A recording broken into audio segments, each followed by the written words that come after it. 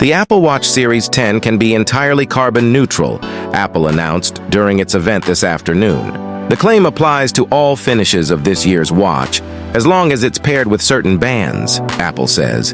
The Series 10 case comes in aluminum and titanium options. Both versions are carbon neutral when purchased with a Sport Loop band, Braided Solo Loop, or the updated Milanese Loop, according to Apple.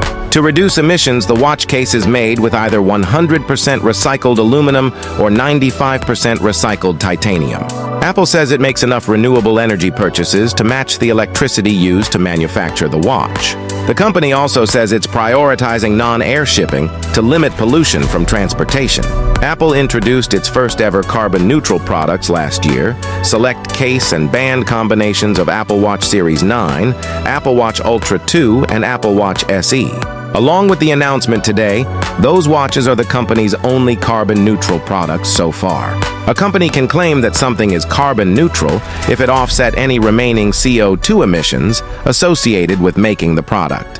With its first carbon-neutral watches, Apple says it purchases high-quality carbon credits from nature-based projects to offset the small amount of emissions remaining.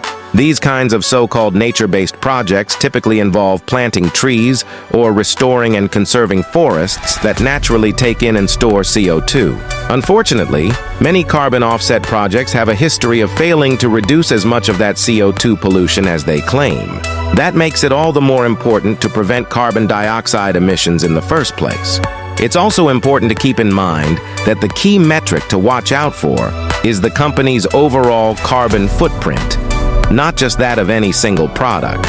Even if a brand designs a less polluting gadget, its overall carbon emissions could grow if it's designing gadgets to quickly become obsolete. It might wind up making more gadgets and more carbon pollution than it would have if customers could hang on to their older products for longer, for instance. Apple's gross carbon dioxide emissions fell 22% in 2023 and have shrunk by more than 55% since 2015, according to its latest sustainability report.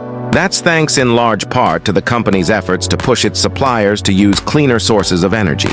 The company has pledged to slash its emissions by 75% compared to a 2015 baseline and become carbon neutral by 2030.